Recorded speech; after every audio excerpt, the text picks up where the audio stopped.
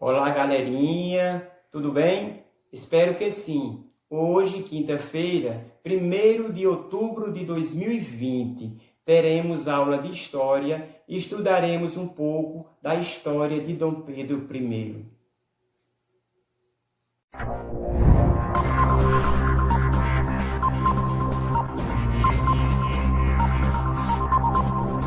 Nos tempos da monarquia, o maior líder político do Brasil era o imperador.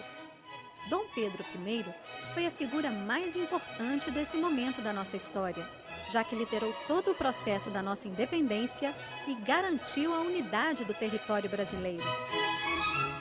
Dom Pedro nasceu em Lisboa, em 12 de outubro de 1798. Era filho do príncipe regente Dom João VI e da infanta Carlota Joaquina. Passou a infância em terras lusitanas, mas aos 10 anos de idade, trocou Portugal pelo Brasil. Ele veio com a família, fugindo das tropas de Napoleão Bonaparte, que aterrorizavam toda a Europa. Pedro crescia solto entre os palácios da mãe e do pai. Levava a vida de esportista, sem muitas preocupações políticas.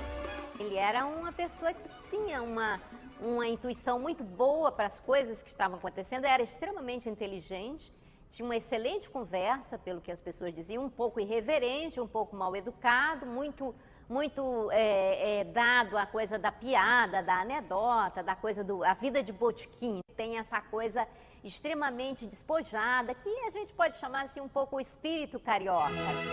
Com a morte de Dona Maria I, Dom João assumiu a coroa portuguesa em 1818. Consequentemente, Pedro recebeu o título de Príncipe Real. Naquele mesmo ano, casou-se com Carolina Josefa Leopoldina, arquiduquesa da Áustria. O pensamento iluminista ameaçava a continuidade da monarquia. Por isso, em 1822, Dom João VI decidiu retornar a Lisboa e conduzir o processo de elaboração da primeira Constituição portuguesa. Com o regresso da família real a Lisboa, Pedro foi nomeado príncipe regente. A mudança significou transtornos para os brasileiros, pois vários privilégios foram anulados. Pelas novas regras do jogo, o Brasil perderia o status de Reino Unido e teria de se submeter novamente ao governo da metrópole. As cortes portuguesas exigiam ainda o retorno imediato do príncipe a Lisboa. Mas a elite brasileira o apoiava para que permanecesse aqui. Em 9 de janeiro de 1822, o príncipe anunciou: "Como é para o bem de todos e felicidade geral da nação, estou pronto. Diga ao povo que fico." Depois de expulsar as tropas do general Avilés, Dom Pedro organizou um novo ministério e escolheu José Bonifácio de Andrada e Silva para liderá-lo. Dom Pedro oscila durante um período entre fidelidade ao pai, a quem ele jurou ser súdito fiel, e às cortes portuguesas, que estariam reorganizando Portugal depois do desastre que foi a campanha napoleônica e a invasão de Portugal, e o mundo brasileiro onde ele cresceu. As relações entre Portugal e Brasil complicaram-se quando o príncipe decidiu se rebelar contra a Constituição portuguesa, convocando a primeira Assembleia Constituinte Brasileira. Nessa empreitada, Dom Pedro tinha o apoio da aristocracia rural, da imprensa e da maçonaria brasileira. Em agosto de 1822, Dom Pedro precisou se ausentar do Rio de Janeiro. Antes de partir, repassou a Dona Leopoldina todos os poderes de governante. Nas semanas seguintes, a princesa recebeu notícias de que Portugal estava preparando uma ação contra o Brasil. Sem tempo de aguardar a volta do marido, Leopoldina e José Bonifácio prepararam as condições políticas para a proclamação da independência. Reuniram-se com o Conselho de Estado e rascunharam o decreto que anunciaria a separação de Brasil e Portugal. Ainda na volta de São Paulo, Pedro foi surpreendido pela correspondência de José Bonifácio. Chegavam também notícias do pai, que o rebaixara de príncipe regente a mero delegado de Portugal. Descontente com a decisão, percebeu que aquele era o momento de selar definitivamente a autonomia brasileira. Então, em 7 de setembro de 1822, às margens do rio Ipiranga, proclamou a independência do Brasil. Independência ou morte. Enquanto aguardava o retorno de Dom Pedro ao Rio, Dona Leopoldina idealizou a bandeira do Brasil. A música do hino da independência foi composta pelo próprio monarca.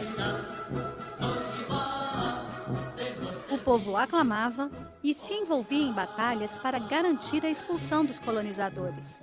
Ainda em 1822, Dom Pedro foi proclamado, sagrado e coroado, imperador e defensor perpétuo do Brasil. Dom Pedro contava com a Constituição para garantir a unidade do território brasileiro. Mas durante os trabalhos da Constituinte, diversos conflitos aconteceram entre os conservadores e os liberais.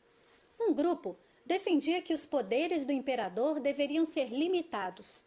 Dom Pedro, por sua vez, não abria mão do direito de dissolver a Câmara quando achasse necessário. Diante de divergências, ele dissolveu a Assembleia Constituinte e outorgou nossa primeira Carta Magna em 1824, instituindo o poder moderador. A Constituição de 24, de fato, é um documento importante e fundador da nossa história. Ela, ao lado da unificação do território brasileiro, conseguida aí da maneira como já falei, pela força das armas, etc. Elas são as duas grandes obras que a gente pode dizer que Dom Pedro I deixou e que são fundadoras, né? São fundadoras da realidade do Brasil que a gente tem hoje. Mas a Constituição imposta por Dom Pedro desagradou muita gente.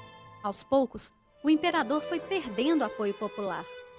Com a morte de Dom João VI, ele se viu obrigado a contrariar as leis brasileiras e assumir o trono lusitano.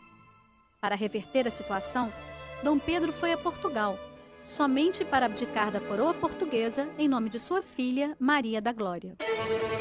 No Brasil, a Guerra da Cisplatina ameaçava a unidade nacional. A derrota nos campos de batalha foi um duro golpe para Dom Pedro.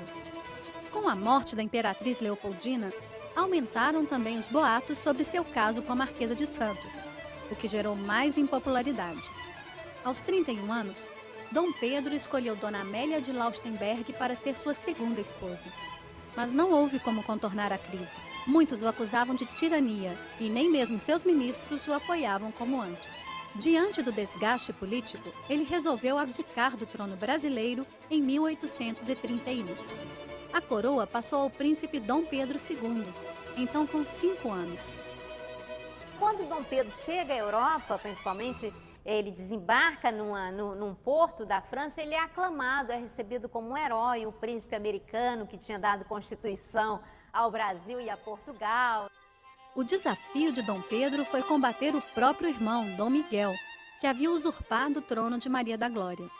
Por todo o reino, era visto como um herói reconquistador e conseguiu restaurar o poder da filha. Mas, durante as batalhas, ficou muito doente. Morreu vítima de tuberculose com apenas 36 anos.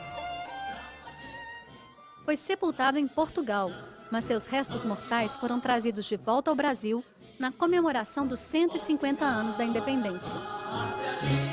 Dom Pedro I é um dos construtores do Brasil.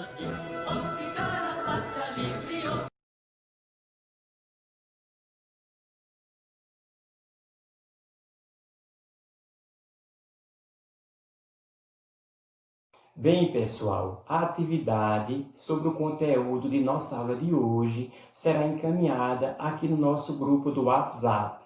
Bons estudos, um bom final de semana a todos!